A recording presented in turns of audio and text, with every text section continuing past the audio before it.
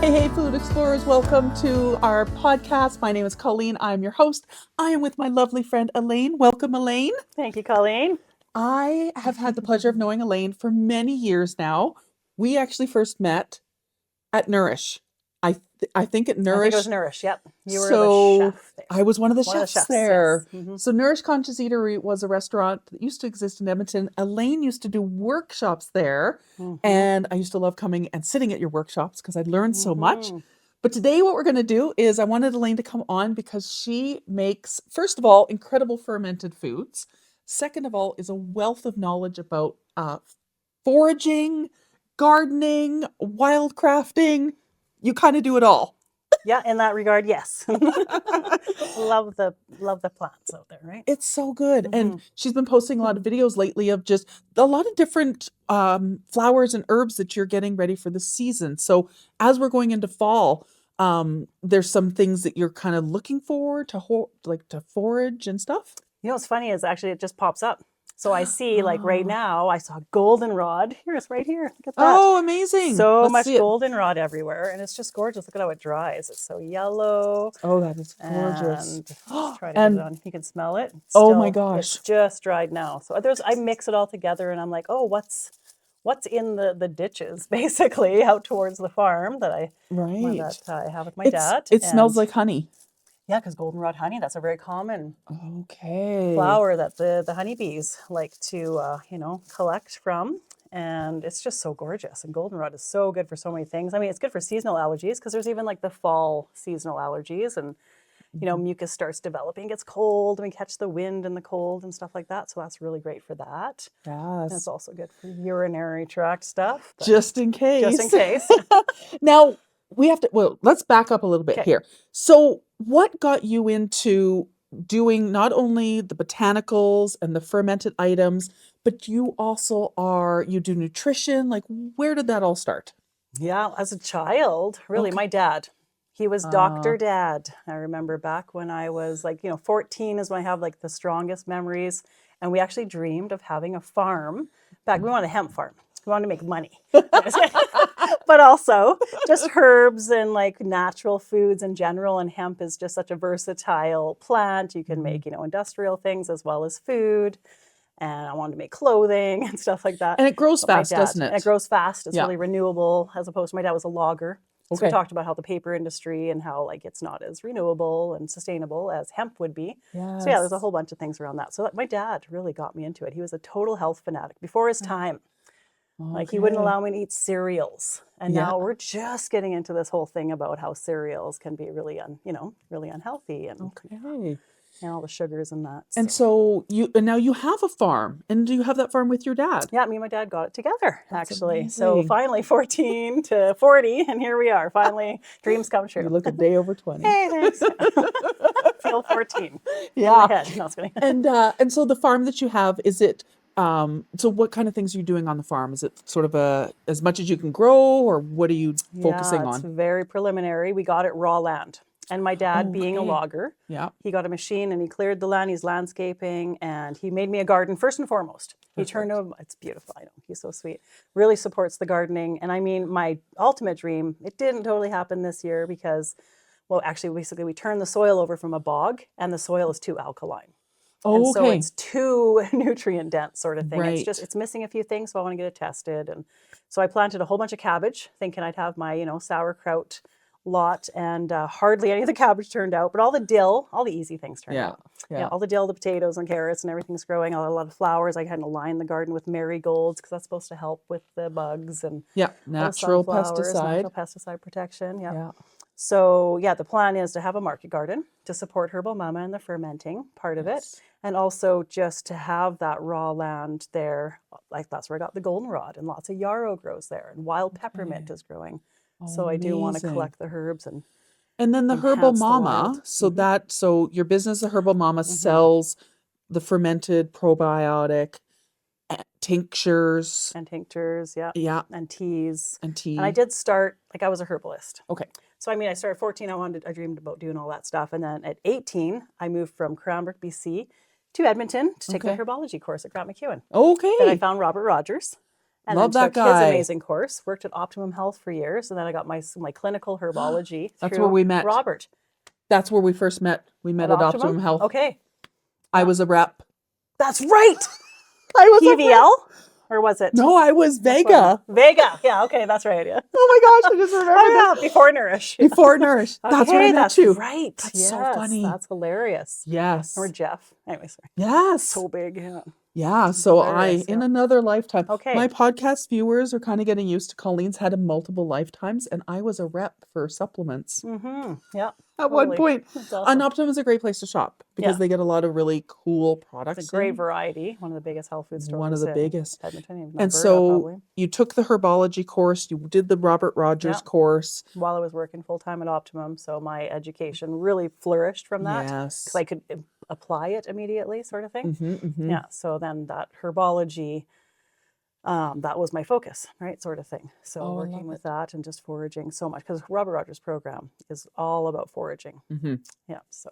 And so for our viewers out there, Robert Rogers is a local gentleman. He is a mushroom expert. He's a foraging expert. I have actually had the pleasure of taking a walkabout with him once. So he does these walkabouts where it's like an afternoon, I think, and he basically takes you out and you don't get very far into the forest. He's like, okay, here's 50 things you could eat. And you're like, oh my. In the sidewalk cracks as you're walking. Yeah, that's amazing. And you're like, okay, I guess we're going this far. My car's right over there. Totally, right? Yeah. I think you want to walk about, but everything's right there. It's right there. Yeah, we started over at the logger's cabin. Oh, yeah. And we went into the forest from the logger's cabin. And yeah, it was amazing just to see and his knowledge of all the plants in the area, you know, and he'll look at something and be like, oh, you can do all of this with it. And you're just like, what? Yeah. And the different extractions and the tinctures and stuff. And with you now, so then you started your Herbal Mama business. Yep. So when I became a mom. When I was a herbalist and I became a mom. 2010 is when I established it. Okay. And Raiden was born. Yeah. Okay. So it's 14 years now. Yeah. Nice. Right? Yeah. And I was just doing herbs. I was like focusing on pregnancy. Everybody was so scared about what herbs to take during pregnancy. And because I was a pregnant herbalist, I became the expert in that field in a way or whatever. Just people like really needed that. And I saw that. So I made kits and things for babies and for mamas. And I just did herbs at that time. Until, all the balms and stuff like that you need. All the balms, and the mixtures, the hydrosols, all the gentle things for babies. And excellent. And with the so the fermented stuff, she's got some fermented stuff. It's right over there. We should bring it over here. So Elaine makes amazing fermented stuff. So we have the dill pickle kraut, which I love. I love this one though. The probiotic carrots are my favorite. So probiotic carrots. And I mean, everything I source is local. So these are like the sweetest, delicious, most flavor and powerful carrots. I will say herbs. Yes. And so when you pickle them, they become even more flavorful. We have the raw sauerkraut. And so there's a whole bunch of things that I want to talk about with your products here. The probiotic pickles as well. And then what's the last one on the end there? That pickle juice. Pickle juice. Yep. Yes. I mean, there's a few missing here, but this is what I have right now in stock. Yeah. So, okay, first of all, you source locally for all your products. So where do you typically get everything from? I have a lot of favorite farms, of course. So because I'm like farmer's market, geek sort of thing. Yeah. But I mean, pickles year round look home fresh, right? Oh, and yes. they use the ladybug pest control. Yes. So very natural, and I love that. And it's just year round. So they pick the smaller, they're English cukes, but they're tiny and they work. Oh, so perfect. These are actually from, I think, Riverbend. Okay. Because they're all the prickly ones. So yeah, Riverbend, Maplewood Acres, Reclaim Organics, I love. Rainbow Acres, even Sparrow's Nest. So it doesn't always have to be certified organic, but a lot of those companies, they used to be certified organic, and then they just stopped getting their certification, but they do the same practices. Yeah. So I feel like, they have the years, the trust behind them. Yeah. So that's where I source most of them. Yeah. And for me, I'm of the mind, if you don't spray, you shouldn't have to pay. But good one. Right. Yeah. Little thing there. Agreed. And then for your cabbage, where you get, so the goal is to grow your own. Yeah, of course. One day. One day you'll have cabbages. Yeah, totally. Yeah. So, I mean, all over again. So Maplewood Acres is probably one of my biggest, and Reclaim. I get the offcuts too. Oh, lovely. So you get a really good deal, and they can't really sell them because they're all like, they have little bugs might have gone in, so they just do little gouges, and then I just work around it and chop Yeah. it up. So Yeah. And so yeah. Reclaim is a great farm that I've talked about on another episode where they were using plots around the city to Mhm. grow. And they're at a couple farmers markets now. So Yeah. they're They're a bountiful. a They bountiful just started farmers. there, and then the downtown. Yes. They're downtown loyal. Yeah. Yeah. And then they're Mhm. also at the 124th Street Market. That's right. And Mhm. what we love about them is that they also will bring in, so Tabor corn is a big thing and Mhm. it's very seasonal. And so Reclaim will actually bring the Tabor corn in and sell it at their booth, supporting the Tabor Mhm. farmers as well. Yeah. So Tabor is an area, southern Alberta, and the corn is amazing there. Mhm. Like Yeah, it's we known have to we be have gotten the our fair share. tastiest. Yeah, totally. Yeah. Now, one of the things that I was reading about, because I was doing a little research beforehand, Good. and so fermenting, so some people are really scared to ferment. Yes. So when you teach people to ferment, what's some of the things that they come to you that they're the most scared about? They're scared that they're going to get botulism and die. Sorry, to be honest, but that's canning. Besides that. That's canning fear. It's canning, Yeah, yes. and so they're also they're afraid that they're going to do it wrong. It's going to rot. It's going to like turn bad, and they're literally going to harm their children and themselves. Yes. Especially like pregnant women and like moms with kids. Like that's the biggest fear Okay. I've heard. And I mean, that's my mission with these workshops. That's the first thing I say. So I'm here to dispel all your fears Yes. because it is the easiest and it's the safest thing you can do. Canning, on the other hand, takes a lot of steps. And actually, it's Yes. really hot water, so you don't want your babies around. But then that's Yes. where botulism comes in. Canning is where you can get that side effect. Mm-hmm. There has not been one case of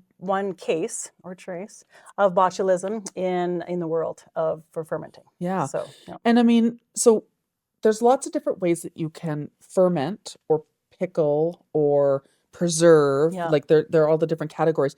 But one of the things that I love is, so like for the probiotic pickles that you do, it's basically the vegetables, garlic, and dill and salt. Salt, and I put a little bit of vinegar. A little bit of vinegar in The there. reason why I do that, Yeah. when I use a pickling vinegar, I just do a little bit. It slows down the fermentation process. Okay. And that helps to keep it crunchy.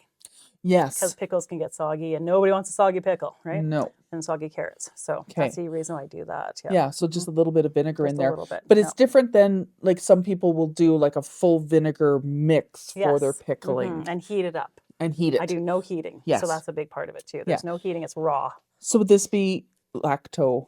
Yeah, it's Ferment- a lacto ferment. Yeah. Yeah. So just with the salt. Lactobacilli. Yeah. And lactic acid is just a natural, or like it's an organelle. It's like it's a part of our cellular cycle. Yeah. So we have lactic acid streaming through our body. It's like there to help give us energy, right? Yeah. So that's what's in all these organisms as well. These plants Yes. also have it too. So it brings it out basically. Yeah. And also too, the natural like bacteria that's on the outside of all of these different Mhm. vegetables will help with the fermentation Totally. process. And each one's unique. And each Yes. farm is unique according to their soil. So that's why I always go with the ones that don't spray, right? Because then you're going to get more diversity in the soil, which gives you more diversity in your ferments. So, Yeah. And so for somebody that's, we have a lot of people that have really poor gut health. Yes. And, and so you'll say, well, take a probiotic. That's Mhm. one way to do it. But adding in stuff like pickles and stuff is an easy add-in. Yeah. So something like this, is this something like I love sauerkraut. Mhm. We have a lot of cabbage at home. Oh my God, Jason just bought a cabbage that is bigger than like my entire torso. Yeah. It's the flat cabbage season and he loves it. But for people that are, not familiar with sauerkrauts and ferments and stuff, what do you think sort of like the easiest entry for them to kind of get that probiotic health? To start making or to consume? Well, let's do with consume. What's the Yeah. easiest one that people would like be like, oh, I can do that? Well, it's availability right now. It's Yeah. hard to find anything. So like we have bubbies, pickles, and they're pretty good. They're very Polish pickles. They're not as crunchy. Yeah. But you have to go to the health food store. You have to go to the fridge section because these are, the heat can actually make them ferment and soggy Yeah. sort of thing. So they ferment faster and they'll just start fizzing over or get soggy and the shelf life goes down. Yeah. So go to the refrigerator section of your health food store or the health food section sort of thing and superstore. And I think pickles would probably be the entry because everybody knows pickles. Yeah. But they're pricey. So the price actually deters Yeah. people. That's what I keep hearing. So I mean, I'll just be like, what's available? Costco has a sauerkraut that's affordable. The Yeah. wild brine. It is shipped from California. It's in plastic though. Yes. So I mean, I'm getting all like, details Yeah. about where I would And draw it- the line. So I'd make it yourself or come to Make it Herbal yourself. Mama. Come to and Herbal do a Mama. Go to porch Herbal pickup. Mama. Go to Herbal Come on. Mama. And for ease of making things, Yeah. probably like pickles and Pickles carrots are so like easy. Carrots. yeah. Yeah, usually like in Nourishing Traditions, which Mhm. was it's in my garage. Anyways, that was my Bible, basically. It's all these like ancient recipes. Yes. And that's what they say is carrot and gingers. Like, so you mix it together. Yes. And then ginger is so nice and gentle on the tummy. It's good for cramping and like just nausea and stuff like that. So yeah, I would say pickled carrots probably the easiest, and just follow a recipe that you find online. I mean, I just give my recipes away. I think I even have this recipe on my website. So Yeah. And one of the things that we did last 2 weeks ago was I showed people how to do pickled garlic scapes, but just using your pickled juice and put the scapes in there and put them in the fridge. That's totally, yes, that's like the second ferment, they call it. Yeah. Yeah.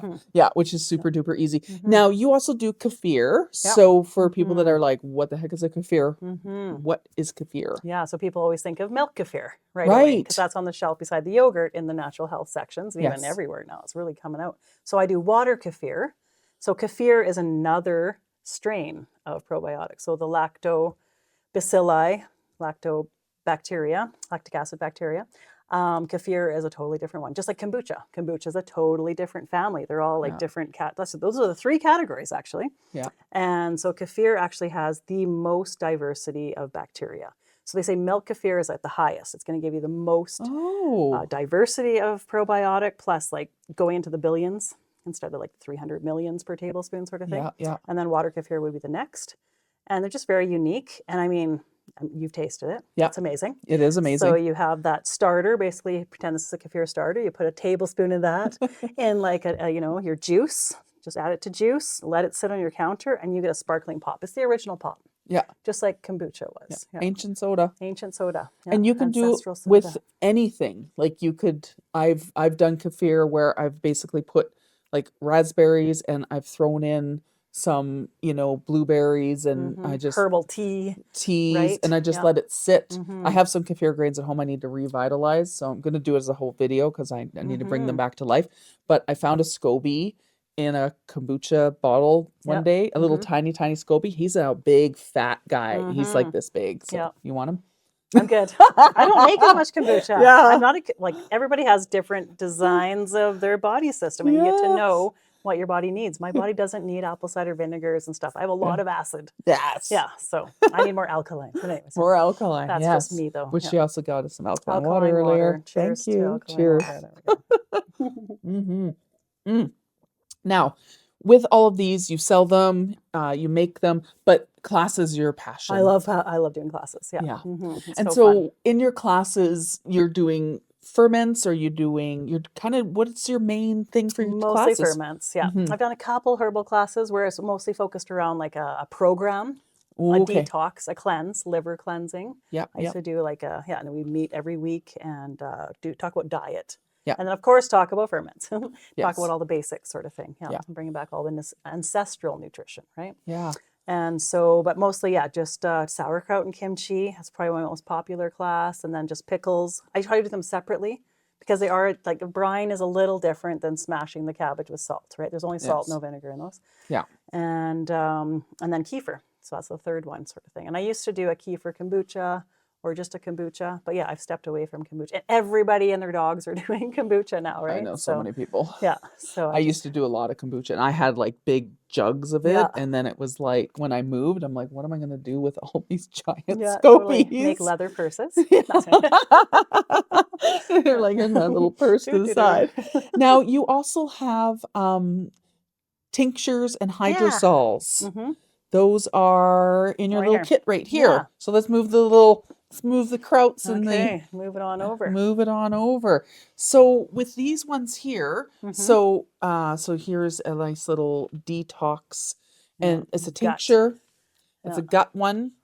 So you have gut, we have skin, we have mood, and we have Cutest one. love you lung time. Thank you. I do love you lung time. Yeah. So with your tinctures here, so what is so different for herbs that you foraged? Yep. Okay. Mhm. Generally, yeah. And then all for different things. Yeah. I know that's why I try to categorize them. And these are ones that I've used myself, and I've been inspired and to continue using them. I've, tried and true for myself. It started with Super Brain, which is now Mood, basically. And I used to do Okay. this for public speaking before I do my Really? workshops. And I would just be, because I'm a bit of an air sign. I am. I'm very Gemini. But anyways, Okay. and so I'd get very nervy and ungrounded. And I'd be Okay. going on tangents and going 2 hours over my time and all that kind of stuff. So I felt like these herbs kept me grounded and also just calmer, right? So I needed to calm down. I didn't need coffee before my workshop. I needed calming, but not sleeping sedative sort of thing. So these are very adaptogens, basically. Okay. So adaptogenic herbs help to keep the nervous system balanced, get you out of the fight or flight, put you into the parasympathetic. It's like meditation in a Yeah. herb sort of thing, right? Yeah. So reishi is one. Chaga. Chaga. What else do I have? You have in that licorice, one? cordyceps, Yeah. and then you've got holy Holy basil. And usnea, I started usnea. adding to it. Because Okay. usnea is good for, it's also in Love You Lung Time. Easy to find, that old man's beard that Oh, you see, okay. right? And it's known for like lung and like getting out the phlegm and stuff like that. But also it's been shown for immune modulation. So it's Okay. also adaptogenic, but to the immune system. Yeah. So like stress can really Yeah. do you over with your immune system. So Yeah. And when we're in that stressful state, I mean, then your whole body is like, okay, now that I'm stressed, now I'm going to hold everything, and so for a lot of people, if they're like, oh, I'm trying really hard to, lose weight, but they're stressed, their body will hold the weight. So it becomes a lot more challenging to lose totally. it. Yeah. I love the adaptogens, to use the adaptogens because everybody's body is a bit different. And it's nice, like you said, they will modulate towards what you need, Yeah. which is Very balancing. Yeah. fantastic. So like little side effects. It's like a tonic, which Yeah. I love. Not stimulating, not sedative, pardon me. Yeah, it's in the middle. Yeah. And so what's the difference between we did an episode with Malcolm at the Light Yeah, Cellar. I saw part of that. Yeah. And so we talked a little bit about hydrosols there, but just for our new viewers, if they haven't seen, what's the difference between tincture and a hydrosol? Yeah. So tincture is an extraction usually with alcohol, but you can use glycerin or kombucha. Okay. Actually, I'm considering switching over, but I use alcohol. So I get a really pure alcohol. And it's like a solvent. So it helps to pull it out. And especially alcohol pulls out the fat-soluble nutrients as well. A decoction tincture would be like a decoction's when you take a boil, you just use water and you boil the herbs. Okay. So you're extracting the water soluble. So usually a dual extract. Yes. Extraction. A tincture is like when you do a decoction, you do the alcohol tincture and you mix them together. The same herb sort of thing. So you get all the fat soluble and the water solubles. A hydrosol is a totally different process. It's more of a steam distillation. So you're making essential oils, and the oil sits on the top, and all the water that's on the bottom is the hydro is water, and sol is sun. Okay. So it's the heat basically that creates the solar or the sun sort of thing. And so hydrosol is very different, yeah, but it's an extraction with steam distillation, basically. Yeah. And can you do that? So with these ones here, so you have the different mushrooms and herbs and stuff in there. So when I used to work at the health food store, they said that, if you could do the dual extraction of stuff, you kind of got everything. All of it. Yeah. So you got all the benefits because some things you couldn't get out with just the steam and some things you couldn't get out with just the water or the alcohol. Yeah. And some herbs have mostly water soluble, like mushrooms actually are mostly water soluble. So if you just do a alcohol tincture, you're not going to get very much nutrition out of it, sort of thing, right? Okay. So you definitely have to decoct. Yeah. That's a nice word that rolls off the tongue. What's the skin one for? So that one's grapeseed extract. Okay. And that's like an antioxidant that's been shown for, keeping you plumping your skin and just really preserving the skin cells. So I call it skin. I mean, burdock is also in there, and that's traditionally used for, it's like very moistening. It holds water. It also helps the liver. Okay. And it's like nourishing to the liver. So it's not like going to strip the liver like some like milk thistle and certain herbs will do, like bitters. So burdock is more of a nutritional herb that holds water, gives moisture to the skin and the liver. So plumps your skin is what those two herbs are supposed to do. I had somebody Both the of other them day. local. Oh, nice. Wildcrafted, yeah. Wildcraft. I love that. Yeah, I had somebody the other day and she's like, you should take some burdock root. And I'm like, Oh, I might do that. there you go. It's yours. Yes. Well, Hey, that was last summer. I collected it out of the ravine, actually, out by Borden Park with my friend Yeah. Andrea Sweetnam. Do you know her? Yes. Yeah. So Yeah. yeah, we collect it together. It's so interesting because I think that oftentimes, like to go back to what you're talking about with the goldenrod at the beginning, people will see this plant and it's gorgeous. And you see it all over the place and it's all nice and dry, but they'll just be like, oh, it's a weed. Oh yeah, they're noxious weeds. Yeah. Like You gotta- invasive. Yeah, City of Yeah. Edmonton's gonna come and get ya. Totally. Yeah. If you're growing this in your backyard, I think Yeah. all goldenrod's okay. But yeah, yarrow might be on the list. Yeah. And that grows everywhere, you can see. And they're just incredible herbs. Yeah. So, like, it's like Robert Rogers' little plant walks. You don't leave too far from the sidewalk and you find 50 different herbs that you could Yeah. use for your apothecary. And do you think, because we went to the Canmore to the spring and we got spring water and some people were like, oh my gosh, you don't filter Is it. it tested? Yeah. Yeah, is it tested? No, it's coming straight out of a mountain. It's straight out of a mountain. It's delicious. But I think, and just from even doing, the little tiny bits of superfoods and stuff that I do, it's almost like people are nervous of plant, like wisdom of using, like, what is it going to do? Is it going to hurt me? And I feel like I want to help people to understand that every plant has a use, and some can be harmful if you use them wrong, but there's so many benefits. And so it's like, where do we I know. Where do we go? Talk to a herbalist, I guess, Yes. or whatever. Just get yeah. Hi. Yeah, but there's so many safe ones, and that's the thing, is stick to the safe ones. Don't be a bold, mushroom Yes. picker. There's bold ones, there's old ones, but there's no bold old ones. Yes. Don't go picking mushrooms on your own if you don't know what you're doing. Totally. And I actually don't No, tread that I don't territory either. very much either. No. So yeah, but And herbs I'm safe with. Yeah, and I've gone on lots of mushroom walks where they've said, when they point them out, and I see, I'm not going to go by myself though. It's just not for me. Yeah. So, and I also, it's fun because, now I'm starting to, like, even I got currants from a friend's farm and I made syrup with it. It was so easy. Yeah. And so I think it's that, the benefit of you doing a workshop is teaching people that, doing these carrots does not have to be hard. And sort of taking that fear away from foods so that we can get back to some more of these healthy things like that were used for thousands of years. They were doing this, and then Yes. canning came into practice 1800s, like much later, right? It's like early mid 1800s when pasteurization started, and then the canning and the pasteurization, they felt safe because everything was totally sanitized, right? But like, you kill all the nutrients, unfortunately. Well, you're doing the opposite with fermenting, right? You're getting 100 times the nutritional value plus. Yeah. It's beautiful. And I love with all of these things too, because really it's not. So the other thing is when we go the other way and we create things that are so complicated that people can't replicate it at their house, right? Where we make these recipes where they're like, what's that ingredient? I've never heard of it. Whereas this is like, it's pickles And salt. and salt. That's all you really need. Yeah, garlic and dill's nice too. Yeah. Pretty basic. Yeah, but it's very basic, and you're getting nourishment, you're getting probiotics, you're getting all that healthy, happy gut health.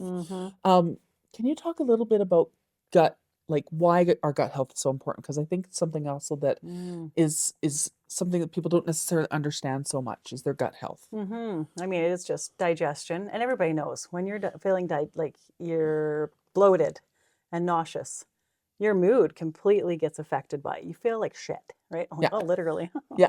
Yeah. So things are, shit is fermenting. Sorry, am I going to be bleeped out here? Okay. No. Good. No bleeping. Yeah, no bleeping. Not in the gut health talk. Yeah, I'm talking shit. Yeah. So, I mean, it's just, that's obvious, right? But there's a lot of research now that's contributing, like, when you have gut health issues, there's inflammation there. And the inflammation actually does cross the blood-brain barrier and it affects your brain. And so you get like basically inflammation in the brain, toxins in the brain, and that can kill, your nerve cells and your tissue. And it's interesting because when we think about, things like eating enough fiber, making sure that you're getting healthy fats, what we had for hydration, I think, what's the stat? It was like in the 1960s that we kind of went on this fat is Low bad. fat diets, yeah. And we did the low Mm-hmm. fat, and we brought margarine in, and Mm-hmm. we did all these things, and we kind of bastardized fats. Mm-hmm. And then I want to say maybe the last 10 years, people are like, wait a second, bacon and eggs is not bad for me. Mm-hmm. Yeah, egg kept like jumping from like the superfood to like the worst food ever, going to cause Yeah. heart attacks and stuff Yeah. like that. Yeah, Brings up your cholesterol, will kill you. And it's like, well, maybe if you ate like 20 dozen eggs a day. totally. Yeah, and like didn't have your vegetables and stuff like that too, Yeah. right? Yeah, so it's about everything. It's Yeah. about the combination of everything. Yeah, but it's Absolutely. always like don't blame fat for what sugar does. That's what I always think of. Yeah, because fat got replaced by flavoring, because fat has flavor, makes things taste amazing, right? Our It's so body good. likes it for some reason. Yeah, maybe because it's good for us. But anyways, and then they would replace with sugar and like artificial natural flavorings. And so these chemicals that are getting replaced to feel like you're getting satiated, to feel like you're satisfied with that flavor, Yeah. they're so harmful. Yeah. Well, and Jason and I were having a conversation the other day, and we were talking about how, like, the big food industry, so we have conglomerates that basically run our food, Mm-hmm. and we were talking about how a lot of what they create is they are creating for you, here's what you want. But then they fill it with the fat and the things that get you kind of addicted to it. And you're like, oh, I do want that. Mm-hmm. And I think when some people start to even reset their palate, start to cut things out, maybe get rid of some of the sugar, then they're like, oh, these things taste different. Mm-hmm. Yeah. And You it's start craving different things. Like, yes. Yeah. no, I Or crave even butter bitter. like crazy. I love, Anyways, yeah. oh my God, I can eat Yeah. a pound of butter. Totally love butter. Yeah. Jason brings home butter and he's like, where did it go? I'm like, probably in my belly. Yeah, in my coffee. No, I was kidding. Do you I put in it in your my Yeah, I coffee? love that. Yeah, the bulletproof coffee. Oh, the bulletproof coffee. Mm-hmm. Yeah, Yeah. yeah. We do. I have the coconut. Oh yeah. Oh, what's it? MCT The oils MCT or whatever. oil. Yeah. Yeah, Mm-hmm. yeah. Put the MCT oil, blendy, blendy. It's Mm-hmm. It's delicious. so good. Yeah. Yeah. Mm-hmm. And you do some superfood Oh gosh, smoothies my and coffees are elixirs. hilarious. Actually, it's my coffee. Is it? I put kelp in my coffee now. I know I'm What? crazy, but yeah, I'm doing like a big thyroid sort of Okay. sprucer upper because I've been handling very well, right? A lot of stress and Yeah. new job, lots of Yes. transitions. So Yes, and you have a new job. I You know, have was an that our amazing, segue? this is an amazing new job. What a good segue. Hey, Kelp coffee too. yeah, New yeah, job. new job. So where are you at now? Yeah, Old Strathcona Farmers Market. Yes. Yeah, so kind of a dream farmers market to work at. I want to say dream job because it's a 9 to 5, Yep. but it's a place that has culture, community, the farmers that I love. Like it's like I feel like all my friends work there. Yeah. We all work there together, and Yeah. yeah, we're part of a big purpose of like trying to make farmers markets cool again. I don't know. There's something about that. It's Yeah. interesting how Well, and that it's slips through the cracks. it's the oldest running market. Yep. Mm-hmm. I mean, 35 years? 41 years this year. 41 Yeah, years. because there was the Edmonton downtown that was 120, Wah, but wah. yeah, That's gone now. we left that one. Yeah. Okay. Anywho, Yeah. So that transition to this one, and it's the 41 year round and very successful sort of Yes. market location, right in the heart of Old Strathcona, and Yeah. just really cool people come through there. Yeah. Mm-hmm. And it's a market where, unlike other markets where you can't necessarily buy everything you need, you can buy everything you need at Strathcona. Yeah, there's so much variety. It is very focused, like it's like 90% Alberta grown, made. So we don't have a ton of resellers. Like you're not gonna find bananas and oranges and pineapples there. Yeah. Where you find some of that at the public markets, right? Yeah. But Yeah. but you can still find everything you could ever possibly imagine that's in Alberta. And we Yeah. do have a lot of potters and candles and jewelry and other things too, if you wanted to get that. But for food wise, there is 11 different farmers there. So you're getting like 2 greenhouses and then 9 different farmers. So Yeah. it's so much variety. Yeah. And one of our favorite farmers is Thistle Hill Farms. We love them so much. I They're get our stuff from him fav- too. I didn't even talk about him. Sorry. Talk about him. Yeah, he's amazing. Ryan at Right? Thistle Chemical Hill. free. Hi, Ryan. Hi, Ryan. We love you. Hi, Riley. Yeah. And Riley. Yeah. Yeah. Mm-hmm. Yeah. Yeah. We love So them. we work with them now. They're at Old Strathcona. So yeah. We're so happy to We see them. started because we all did you start at the Otwell Waldorf? Yes. Yes, Colleen's Chocolates was there too, right? So that was our Yes. crew, right? Yes. Ryan, Thistle Farms. We had Randy with herb and garlic, and now she's a wishbone. Anyways, I don't know if I Yeah. list everybody, but So we yeah, used to and Herbal do Mama. a farmer's market together. I was a vendor, but Elaine was the market manager at a little tiny market called Otwell Farmers Market, which is still around. Still around, yeah. And just it is moved. year round, Mm-hmm. indoors in the winter, outdoors in the summer. Yep. And it's a cute little tiny market, but it's got a good set of vendors there. Yeah, good set of vendors and good variety. They try to maintain that. Yeah. In the beginning, we had every amazing vendor. I really curated it to have like the best of the best organics and chemical free and health conscious living sort of thing.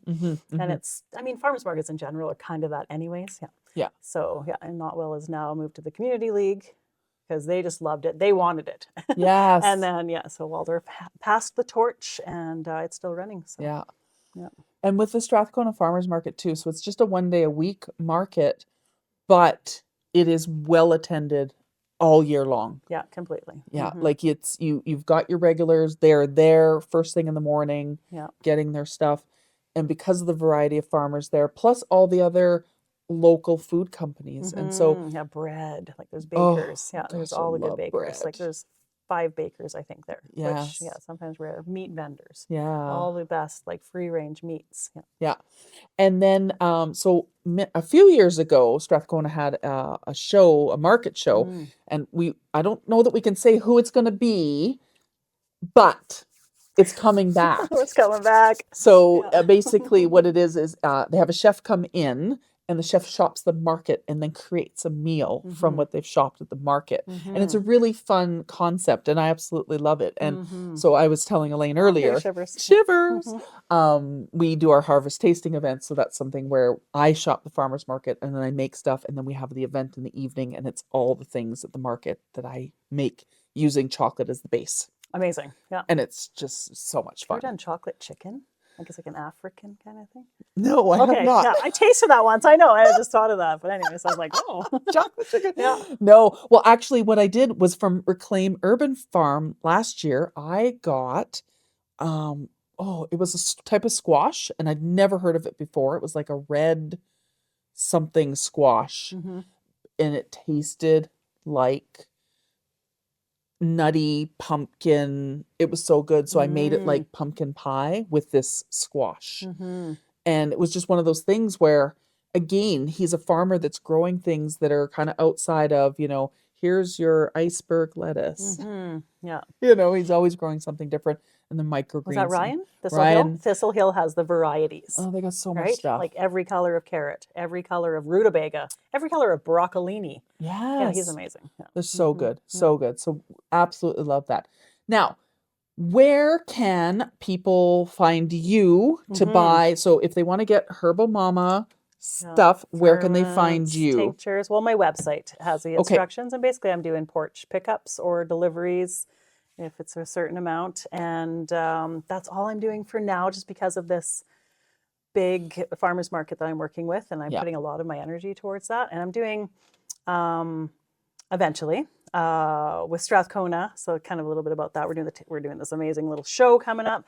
We're also trying to become a multi-day market, right? So that's something that's needed to happen for years. And so there's gonna be a store, hopefully in the spring. I mean, that's in the spring, but yeah, Herbal Mama is going to be launching there too. So yeah, just something that kind of fits in with me.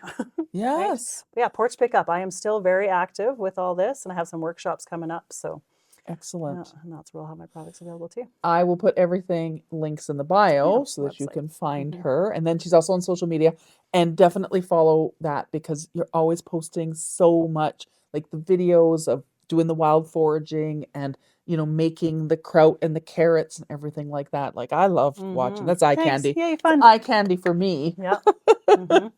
But thank you for doing this today. Thank you. It was so good. Fun. I Yeah, know. So good. So easy. You're so easy to work with. I wrote my list out years ago. So I had the idea for the podcast years ago, wrote my list out, and now I'm like, get doing this. Just go. Yeah. And so let's jump into my basement. Let's do it. Yeah. So we're actually, her Hello. apothecary back here with all of her different herbs and stuff. But it's a perfect location to do this. And so wherever you are out there, please make sure to follow Elaine, Herbal Mama, and pick up her products if you're Edmonton and area. And I will see you in a video very soon. Make sure you subscribe. And thanks so much, everybody. Have a good one. Thank you. Good night.